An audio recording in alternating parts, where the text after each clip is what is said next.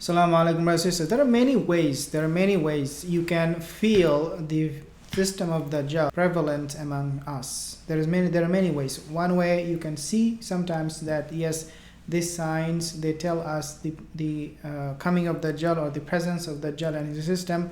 Sometimes it could be just as a believer you feel in your heart that something is not right about the world that we live in today. The greatest fitna of all time, Rasulullah sallallahu alaihi wasallam, he mentioned, "Innahu lam takun fitnata fil ard." Rasulullah said the fitna of Dajjal on earth is something munzu darallahu, is greater zuriyat adama azama min fitnati Dajjal. Rasulullah said that the fitna of Dajjal since the creation of Adam is the greatest of all fitna. When we talk about Dajjal, believers, we see it through our eyes, sometimes in our heart. If you don't feel it in your heart, then wallahi, you need to work in your heart.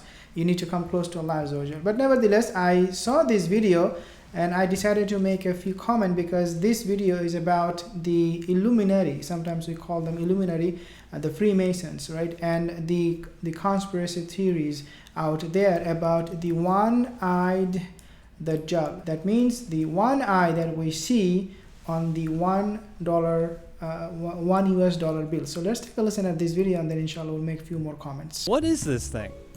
You've probably seen this eye in a bunch of conspiracy theories and Masonic references. It's the same eye that you see on the back of the dollar bill, and it's even part of the Great Seal of the United States. No, not there. It's actually on the other side. That's right, the seal has two sides. But this symbol's meaning and creation actually has nothing to do with any of that. So basically this video will tell you that you do not have to worry about this symbol. You don't have to worry about this one-eyed person or one eye on the dollar bill, and simply because it really means nothing. Let's take a listen, because these people, even though they will say you do not need to worry about anything, at the same time they will mention about God. They will mention the preeminent God, right? So take a look. This is known as the Eye of Providence, and it first popped up during the Renaissance. It shows an eye often surrounded by rays of light enclosed by a triangle. Okay, what is very, very interesting is that this triangle, let me explain. He will tell you more, but let me tell you this.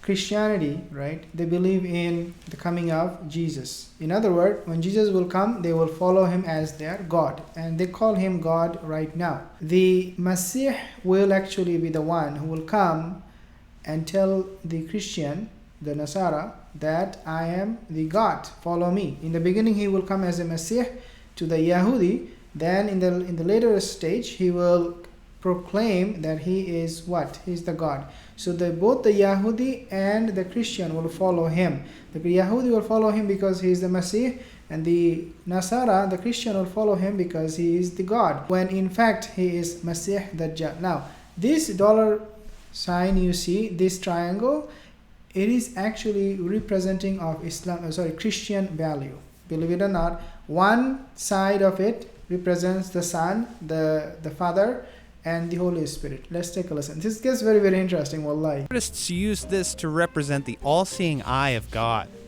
The 3 points of the triangle represent the Christian mythology of the Father, Son, and Holy Spirit. The rays of light are stand-ins for holiness and divinity. This painting is one of the first known appearances of the Eye of Providence way back in 1525. So they are attributing everything about this dollar bill to God, to one-eye person that can see everything. They will explain more. The point here is that if you, at the end of the video, they will say, well, this sign means nothing. If it means nothing, then why you are putting in all these signs, the shape, the form, the objects that you have used that can easily be interpreted with religion. Why you are doing that, and at the same time you're saying it means nothing. When we talk about religion, dear sisters, if someone claims Christianity, Judaism, whatever, if they claim something that has something to do with religion, then we need to be very, very careful, because it can potentially deviate the Muslims. If you go back even further in history, you can find an eye being used in ancient Egyptian times, but it's not exactly the same thing. For example, the Eye of Horus belongs to Horus the sky god, who's often depicted as a falcon. So it's a falcon's eye. Fast forward to the founding of the United States, and it ended up on the back of the Great Seal on top of a pyramid. Why?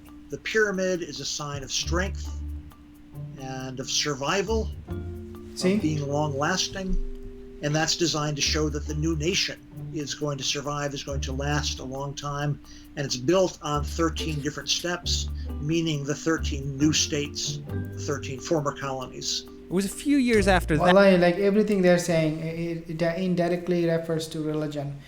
One, nation, survival of the nation, new nation. Does it ring the bell?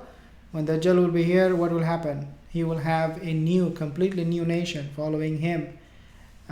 This is strengthening the qualis, if you like, of these non-Muslims who will be coalescing against the Muslims. Wallahi, these symbols, this dollar bill, everything that they're using, it is very, very symbolic. It is empowering them for the coming of Dajjal to fight against the Muslims. Wallahi. That the Freemasons started using the eye for themselves. Some think it was the Masons' way of projecting their own watchful power, but it's actually the opposite. I think the all-seeing eye of God for Freemasons was designed to be a message to themselves, to say we are being watched over, and therefore we need to live up to the standards of, not only religion, but also of Freemasonry. So the Freemasons were reminding themselves to keep their own strict moral standards, not push their values on the general public. Of course, other conspiracies say the eye in the seal of the United States and on the dollar bill mean that the government is always watching us. And that is true. Whether they believe it or whether they accept it or not doesn't matter. The reality of it today is that, yes, U.S.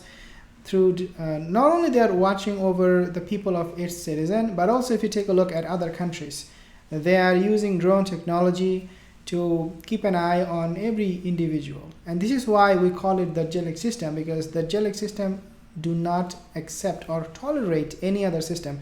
So all the technology that you're seeing, it is not the fault of the technology, it's the people who are using those technology. And the people who are using those technologies are supporting the idea that we can only have one system, one world order in the world. There is nothing going to be, there is nothing else is going to be accepted.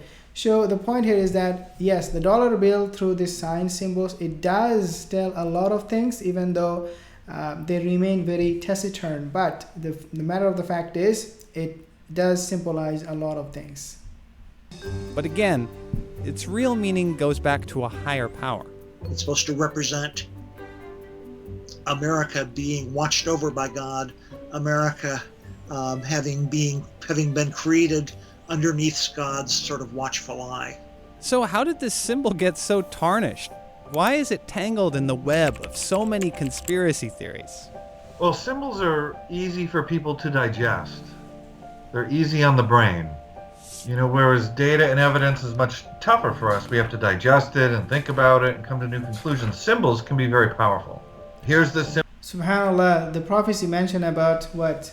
Bainahuma aynahu maktuban kafir. Rasul said that the symbol of Dajjal will be the letter kafir. And even though you might be illiterate, even though someone may not be able to read, but he will see the sign and he will know this is Dajjal. So symbolism, as this person he just said, symbol is something very, very powerful, is easy to digest, quote unquote. Symbol, it's on the dollar bill. You can attach a picture to it. And it's much easier to do that than it is to say, well, listen, we have free markets and we have democracy, and both of those things are incredibly messy and no one's really controlling it. But if I can give you a few symbols, and if attach some names to it, all of a sudden you have an evil villain that you can pin the blame on.